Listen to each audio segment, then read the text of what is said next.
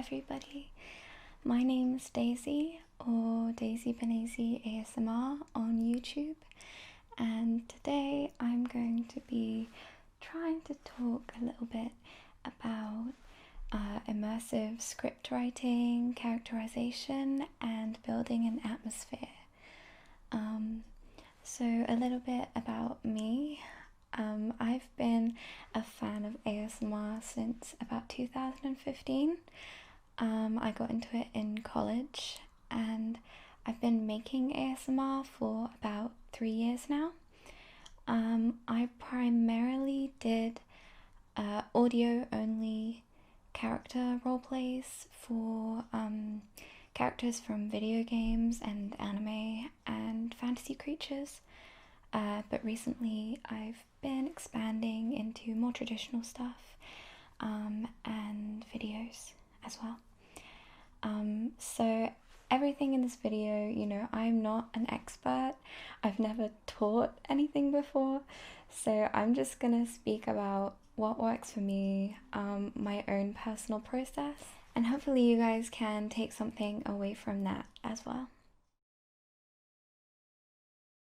So one thing that I will say is, even though I'm primarily going to be talking about recreating already established characters and worlds today, there's definitely some more general advice in there that you can apply to using OCs in a already established setting, like, there's a lot of Harry Potter ones, or just general kind of roleplay videos.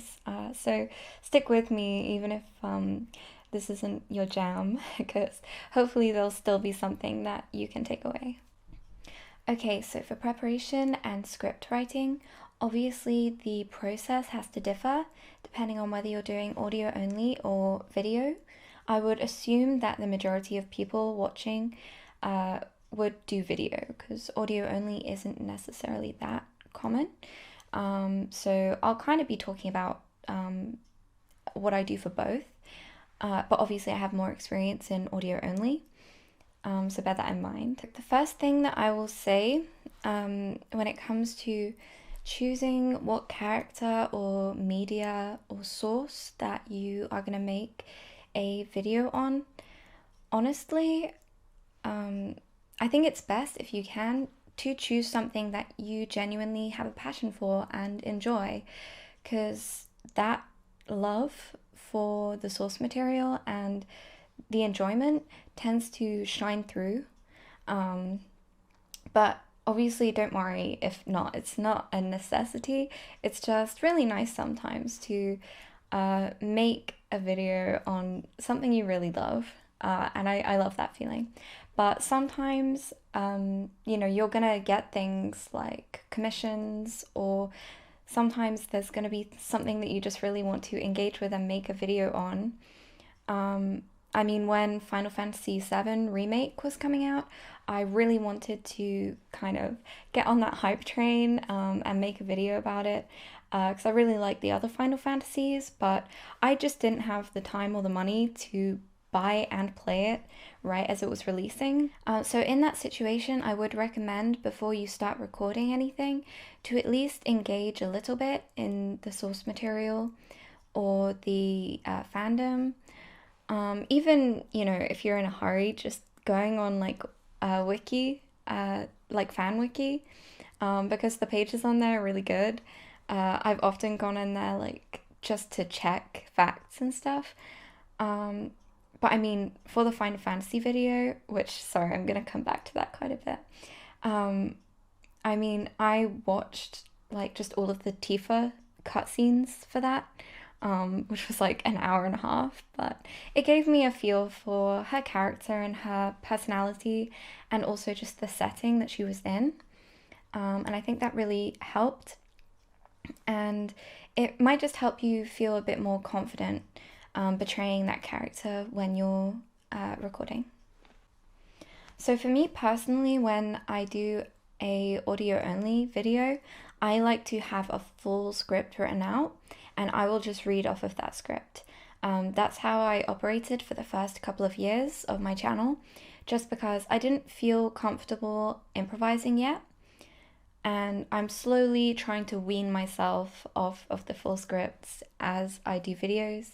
I just have some notes by me with where I kind of want the video to go, topics, and even some quotes and phrases that I might think of and want to include. So I think that's a good compromise. But if you are going to do full scripts for whatever reason, something that I've learned over my time doing that is when you're speaking at your slower ASMR style, it tends to be about 100 words to a minute, I've found. You might be different, so it's probably good to, when you finished your script, just time yourself reading it at the pace you would, just to check and see that your video is going to be the length that you would like. But 100 words to a minute is what I tend to use to write my scripts. So my scripts tend to be about 1,400 words long, and obviously that time is going to increase when you're including triggers or kind of environmental sound breaks or anything like that. So that's just, I'm purely talking about if you are constantly talking. 100 words to a minute is the general rule. Now, within your scripts, this is why I personally enjoy using full scripts, is when you're not improvising, you have time to really think about every single word and the delivery and timings. And something that I find really useful when I'm portraying a certain character is to go and just listen to them speak and pick up their mannerisms and their kind of speech patterns. So you'll often find that characters have quite a few defining speech patterns if you listen. So instead of hi, they might always say hiya. Or there's a few characters that I've done, like Holo the Wise Wolf from Spice and Wolf and Morrigan from Dragon Age. They never use abbreviations. So they will say are not instead of aren't, or there is instead of there's. It's little things like that where you can really get a feel for that character and start making that character portrayal realistic. Another thing that you can do that is completely optional is you can go and listen to the voice actor and kind of pick up on their intonation and their pitch and their accent, and you can try and mimic that as best you can. But that's only if you feel comfortable and you feel like it's not going to affect the video quality. So obviously, if somebody's doing a French accent and you can't do a French accent like me, don't attempt like a really bad French accent just to get like as close to that character as possible, and it becomes completely distracting. Obviously, don't do that, just use your normal voice. But if it's something that you feel you can pull off, then it's always a nice touch. So another thing that you can consider when you're writing full scripts, or if you're just writing notes, is including references from the lore of your source material. And that can be as small or as big as you like. The whole scenario can include a big reference and be about the source material itself. Or you can just change little details to be within that world. So going back to the Final Fantasy video, she was making a cocktail, and instead of choosing like a kind of generic cocktail, I used the one that they had in the game, which was the Cosmo Canyon, and just like little things like that can help bring you into that world a bit more. That's another thing as well, like choosing a scenario, I guess, is the next thing to do after choosing a character. So something that I do when I am writing scripts or notes is almost similar to a screenplay. I will write what emotion I'm picturing a certain line being read as, or I will write little annotations kind of saying laugh or sigh. just so that I know I'm delivering what I was picturing.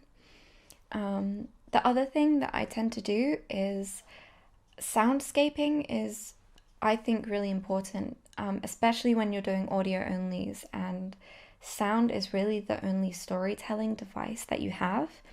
So I will write within the script kind of certain sounds that I would like to be included there, or certain soundscapes that I'd like to be included. So an example is I did a video for Toga from My Hero Academia where the listener was like a captive in a basement. um, and so I had this bit in the beginning where she is at the top of the basement stairs and she opens the door. Above them is a bar that's playing music. So she opens the door, closes the door, and walks down the stairs. So that's what I tried to do. I'll like play the clip for you now.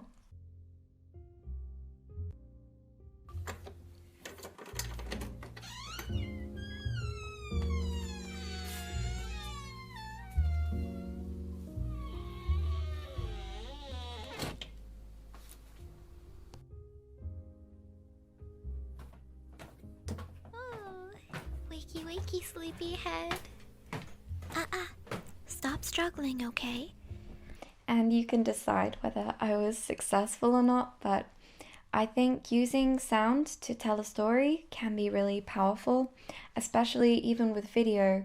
You have a very limited field of vision, so including sounds to tell a story off screen can really help to enrich your video environment, I guess.